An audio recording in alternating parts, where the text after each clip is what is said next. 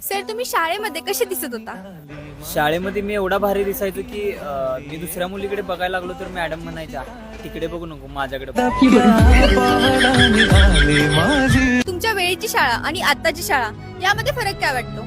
आता चेन्नईमध्ये एका सरांनी एका विद्यार्थ्याला कानाखाली मारले तर सरांना 50,000 रुपयाचा दंड लावला. जर ही स्कीम आमच्या वेळी असती तर माझं 4-5 करोड रुपये झालं असतं आतापर्यंत. हा बदल झाला.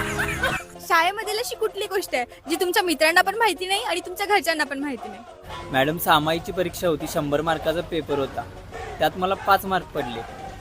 पण मी अजून आश्चर्य करतोय मला 5 मार्क कसे पडले, कारण मी उत्तरपत्रिकेमध्ये गाणं लिहिलं होतं. शाळेमध्ये मैत्रीसाठी सर्वात चांगलं काम काय केलंय?